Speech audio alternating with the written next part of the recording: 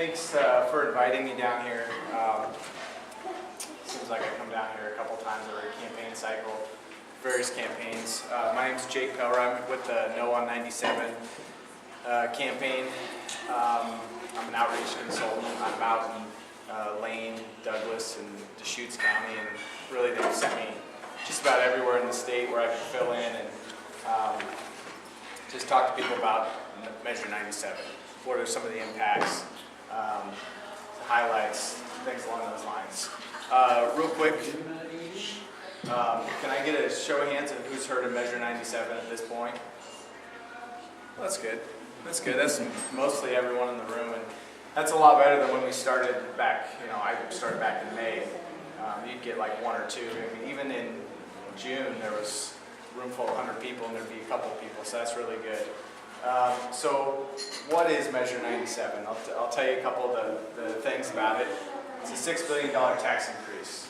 So you hear a lot of numbers a lot of times. For the state of Oregon, that's the largest tax increase in the state's history. It's a 25% increase to the state's budget. So it's a big thing. So who, just kind of what they say it is, and then I'll tell you what it really is. What they say it is it's a tax on C corporations who make $25 million in sales a year. So that's only a specific group of corporations, C corps, that make $25 million. Well, who eventually pays for that stuff? It's everyone who buys from a C corp. This is the sale in the state of Oregon. So $25 million in the state of Oregon. For some of those businesses where there's high volume things, really low margins, you're going to see them reach that $25 million really easily. There's a lot of grocery stores, utilities. They all have low margins, maybe 1%, a 2.5% tax on sales is going to put them backwards, and then the tax is going to be passed on to the consumers. So what does that sound like? It sounds like backdoor sales tax. That's really what it is. So there's no exemptions on this, on Measure 97. Utilities, groceries, prescriptions, your cable, your insurance, your medical care. Gasoline is one of the ones that is going to be hit by a lot. A lot of our wood products are going to be hit because it's not just 2.5%. It's multiple 2.5%. So, not just one tax at the final sale. So it's every time a sale occurs in the state of Oregon where it reaches that 25 million point. So a gasoline distributor out of California sells it up to the Port of Portland. One sale. They sell it to the transporter. Another sale. And they sell it to the guy, store owner. That's another 2.5%. So now we're talking about 7.5%.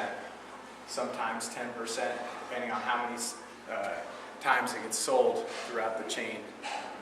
There's a sheet I have with you guys. It's called it's a second sheet in a lot of you guys' packets.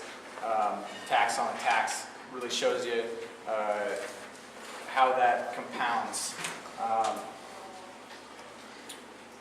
So $6 billion, that's a lot of money. The yes side is going to say it's going to go for schools, senior services, and healthcare. Well, the way that it's written, it means that it goes to the general fund. There was a report that came out from the people that actually write the laws, the lawyers up at the legislature, that looked at this measure and they said, well, basically the way it's written, it goes directly to the general fund. So they can't even tell you where the money's going to go. And then there was another thing that came out in late August, I believe, that said that since some of the money is going to be coming from the gasoline, that it's also going to go for roads. So, they really don't know where this money is going to go to, and it's a $6 billion kind of blank check to the Oregon legislature.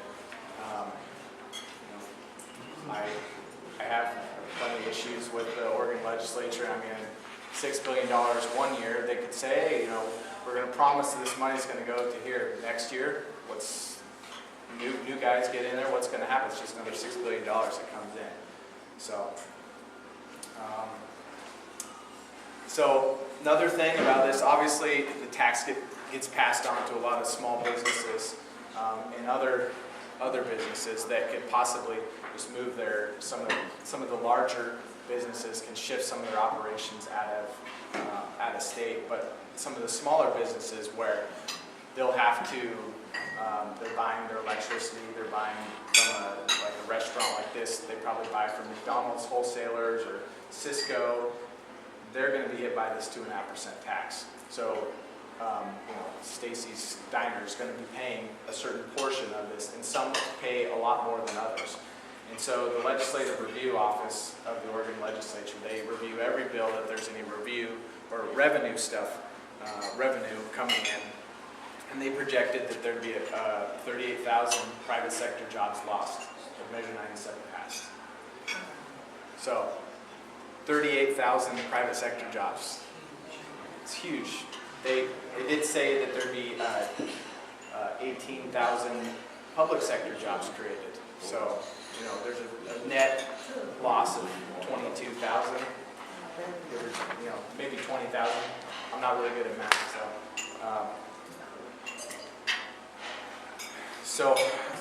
One of the things that I have on your thing, I have this fact sheet right here. This outlines some of the important key things about Measure 97.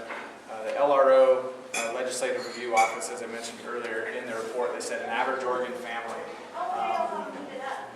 is going to pay about $600 more a year in their goods and services. So, you know, that could be a vacation, that could be, you know, just there could be some special meals out. I mean, everyone has the decision on what they want to spend their money to. So, $600 less. I know that's going to hurt our household, and I don't want to send it up as a blank check to the Oregon Legislature. So, with that being said, I think I touched over all my highlights. One of the things that I want to mention on the fact sheet is there's a place on the back where you can sign up to become a member of the coalition. This will help us with some, just kind of with some communications out to the members, but then also it really shows that we have a lot of people out there voting no on it. We have 24,000 people that have joined the coalition since we've started, and that's a huge number. That's businesses, chambers, like nearly all the chambers in the state of Oregon have joined up. All the agricultural groups have signed up. There's a lot of people raising their hands saying, no, this is a bad decision for Oregon. I guess I like to leave a lot of time for questions about 97. If anyone has any questions at this time, I'm willing to take those. Sir. Well, there's schools there, that covers an awful lot of ground. Mm-hmm. The main problem is schools, building development and debt. Yeah. And I'm sure a lot of that is hardened for this. Glad you mentioned that. It's, you know, I wish I could say that that's what it's going to, I mean, I wish I could tell you that that's what their intention is, but they really don't even know where the money's going to go either. So I think in some ways they think that might help out, but I don't really. I think you could not give me the answer. Thanks. You had a question back in the corner? Yeah, does this affect S Corps or just C Corps? Just C Corps, but S Corps will pay it if they buy from C Corps, and everyone basically buys from the C Corp. Do you have any numbers on how many C Corps versus S Corps are in Oregon? I don't have those. I'm curious, like how many businesses this will We do have a number. I can't recall it at this time about what it is. I think it's somewhere around. Maybe, I'm not going to give you a guess, but For instance, one of our coalition members is Papa's Pizza. I'm sure everyone's been to Papa's Pizza. He estimated on some of his products he'd have a 25% increase on some of his products because of this tax, and he's an S corp. Kind of an interesting thing about this is they're only targeting C corps. In grocery stores. Most businesses are S corps because you don't have to pay a duplicate corporate tax. Well, some businesses that are willing or that can change to S corps are probably going to change to S corps, but you also have like a grocery store like Fred Meyer's, which is a C corp in Costco, but then you have Safeway and Albertsons, who's LLC, so they won't be paying the tax, but directly they'll be paying it through their goods and services, their milk, their cheese, their flour, things along those lines. So you see that inequity with the tax, and I'm glad you brought that up, because that's definitely a concern, and I can see a lot of people bring that point up from time to time. Thank you. I really don't know the difference between an S corp and a C corp. Corp stands for corporation, Corporation, not yeah. body. Yeah, what is it? What is it? Is it a tax status? Or- It's a way that the entity is formed, so it's like it's a structure for it. And I'm not an accountant, I'm not an attorney, I can't tell you exactly how it is, but from my understanding, S corp is there's a pass through. As a board of directors, it's a more formal organization than S corp. Typically, your owners will end up taking the profits from that organization on their personal taxes. That's the S corp, and the C corp is Yes. more like a bigger corporation. It's more like it's a bigger corporation with a board of directors, and it's Yep. considered.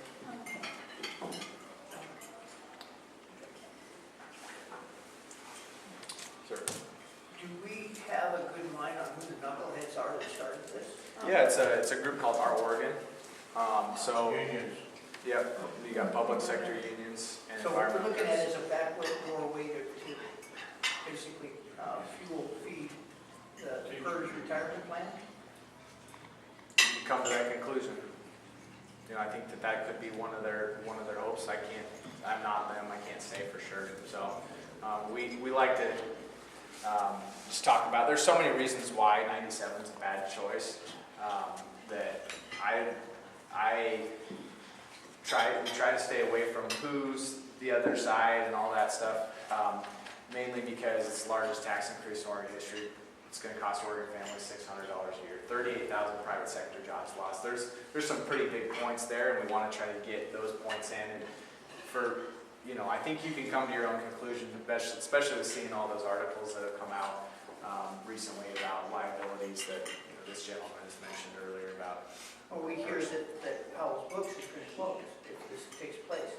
And to me, that means whoever promulgated this thing is a public enemy and should be treated as such. Or at least accused of being so. Well, he just did it. So another company that has come forward is Wilco. They do the farm supply store. They have $25 million in sales. Their profit margin, I believe I read, is like 1%. So if they get taxed 2.5%, they're going backwards. They're not going to make any money. They're going to make negative money. So that's going to be just passed on. Same thing kind of with Powell's books. Wilco's a little bit different, but Powell's is kind of an institution up in Portland. It's iconic. So they're a coalition member, and Emily Powell is out there talking about this up in the Portland area. Good. Yeah. Well, it's retrograde for every citizen in Oregon.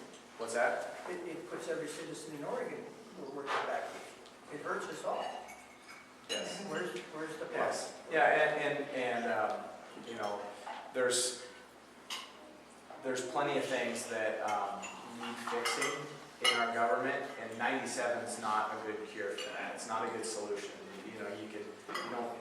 You don't throw a bad solution to a good cause and say, hey, it's going to work. It's not going to work. Sir?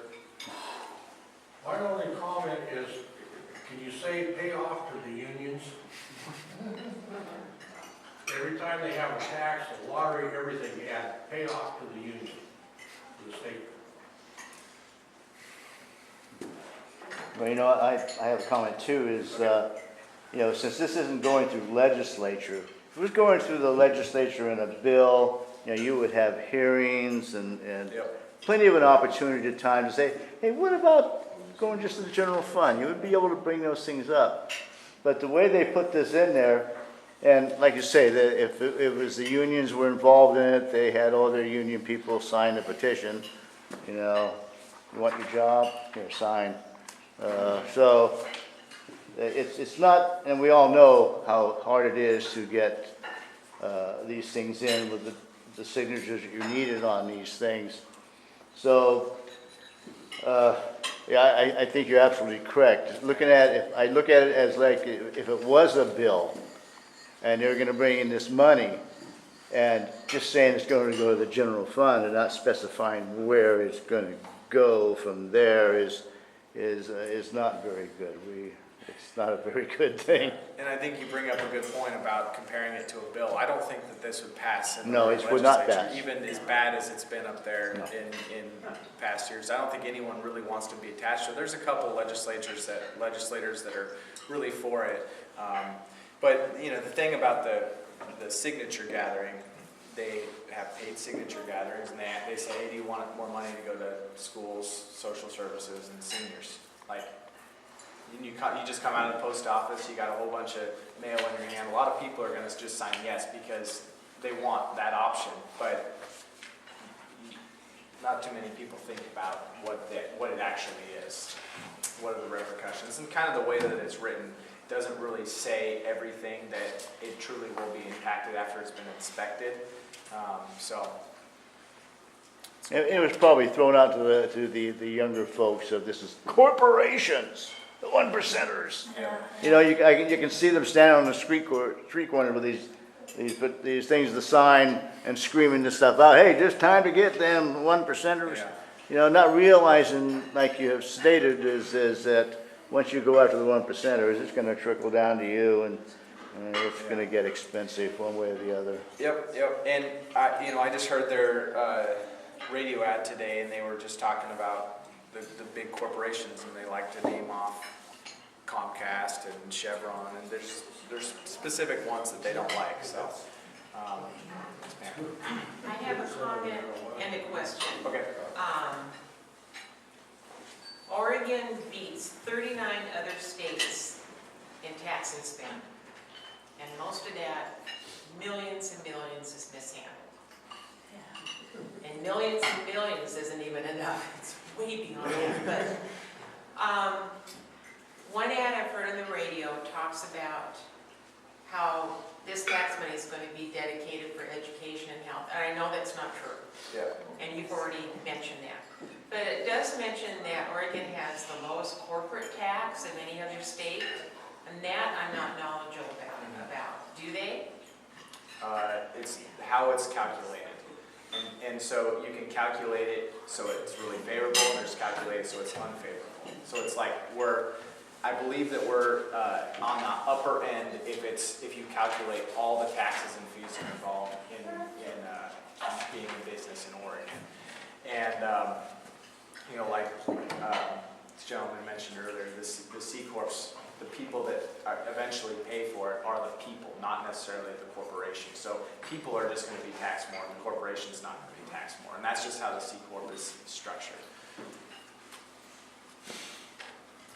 Question on the 1%.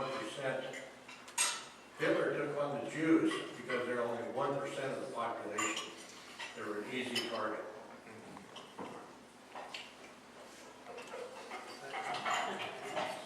So one thing that I mentioned when someone brought this up, but a 2.5% gross receipts tax is what this is called. This is 2.5%. It doesn't sound like that much, but this would be the largest in the U.S. on a gross receipts tax. The other states that we've had people do research on, it's been 0.2%. 0.01%, and it's only focused to certain industries. So this is every single industry, 2.5% of the C Corp.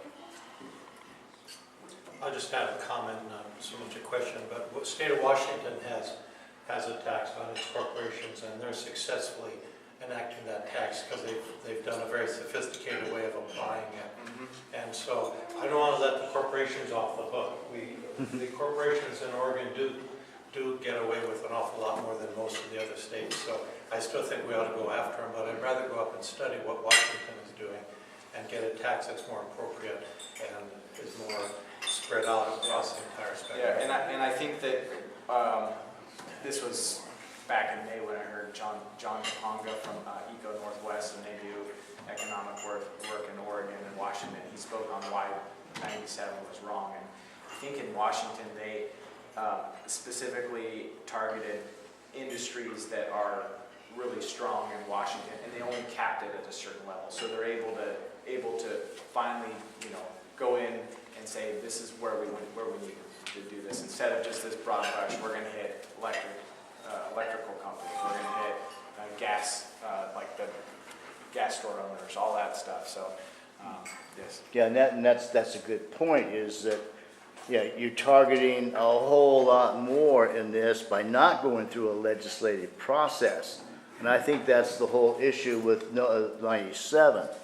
Is if they went through the process of getting a bill put together and put it together with those exemptions or whatever it is that's needed to protect the companies that can't afford this. Like you said, we're going to lose a few companies out of this if this happens. They'll just say, I don't need Oregon, goodbye, I'm out of here. And that's the way the cookie crumbles in that situation.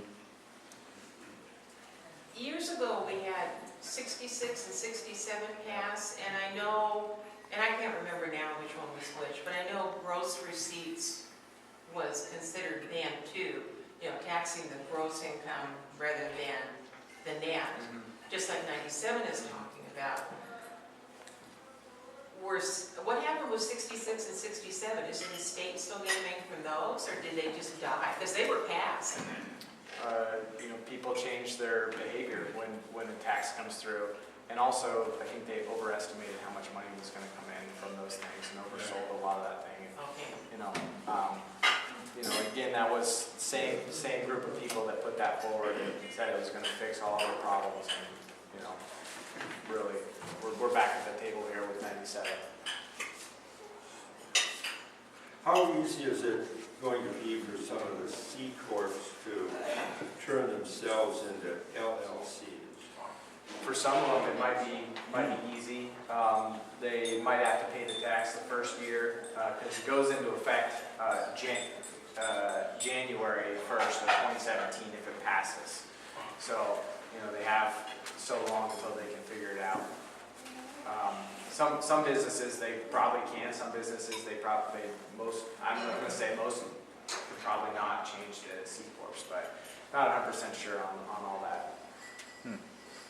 And then just as an example, like McDonald's or the pizza places, the corporations, the franchises. Yeah. The franchises would be the payers of this.